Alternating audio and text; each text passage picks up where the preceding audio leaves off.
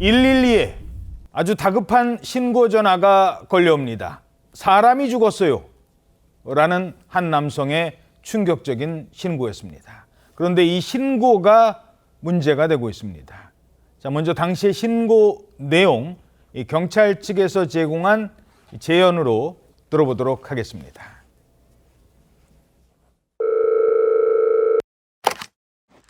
긴급신고 112입니다. 죽었어요. 네? 나가지 나는데. 신고자분 위치 조정할게요. 아는 사람인가요? 여보세요? 신고자분. 신고자분 경찰관 출동했으니까 거기서 기다려주시고 전화 받아주세요. 자, 경찰 측에서 당시 상황을 재연한 음성입니다. 그런데 사람이 죽었다는 신고였습니다. 어떤 신고요? 사람이 죽었다. 그리고 나는 빠져나왔다. 범죄 상황에 대한 신고처럼 보이잖아요.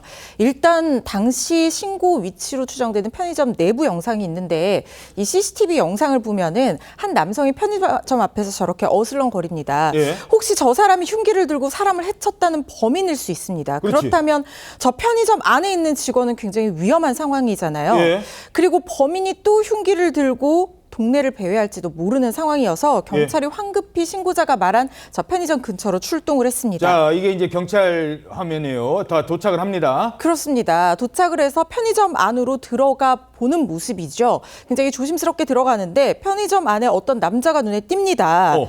아까 우리가 본 그 편의점 앞을 어슬렁거리던 바로 그 남자였다는 거예요. 예. 이 남자가 근데 딱 봐도 좀 심상치가 않은 상황이었던 게 계산대 앞에서 과자를 막 먹으면서 편의점 직원에게 시비를 걸고 있던 상황이었습니다. 어허. 자, 이제 현장에 출동을 했어요. 근데 어떤 남성이 막 과자를 먹으면서 직원이랑 막 시비를.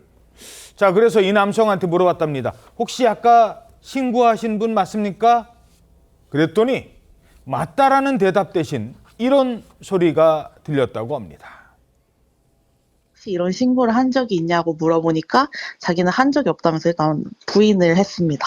저희도 업무 폰이 있는데 여기에 신고자 전화번호가 있어서 이 폰으로 다시 전화를 해보니까 그 남성 주머니 안에서 벨소리가 울리는 것을 확인하고 신고자임을 확신할 수 있었습니다.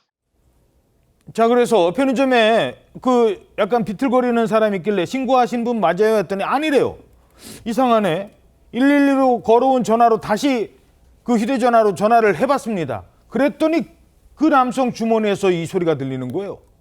신고한 사람 맞잖아요. 네, 본인은 아니라지만 휴대폰이 품 안에서 울렸으니까 네. 신고자의 가능성이 매우 높은 거죠. 그래서 경찰이 그 남성을 일단 무슨 상황인지 모르니까 예. 편의점 바깥으로 데리고 나갔습니다. 어허. 그리고 혹시나 어딘가에서 실제로 사건이 일어나서 신고를 하고 말을 못하고 있을 가능성도 있잖아요. 그렇지. 그래서 물어봤거든요. 어디서 사건이 발생했습니까? 예. 라고 물어봤더니 그걸 제대로 대답을 못했다는 거예요. 어딘지 말을 못해요. 네, 제대로 대답을 못하더니 어떤 행동을 했냐면 예. 아까 과자 먹고 있었다고 예, 얘기했잖아요. 과자. 먹던 과자를 경찰한테 막 냅다 집어 던지고 예? 자기를 붙잡은 경찰을 뿌리치기도 했다고 합니다. 자, 저 사람이 알고 봤더니 신고한 사람이에요.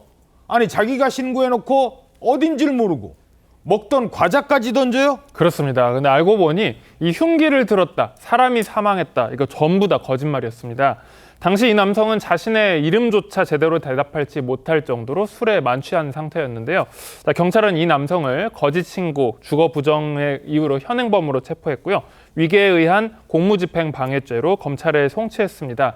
또한 이 과자를 던진 행위 자체도 사실 이제 법적으로만 보면 폭행에 해당할 수 있고, 과자를 던져서 망정이지 조금 더 위험한 물건을 그렇지. 던져서 경찰이 다치기라도 했으면 특수공무집행방해 치상죄 같은 훨씬 더 엄격한 죄로 처벌이 될 수 있습니다. 예.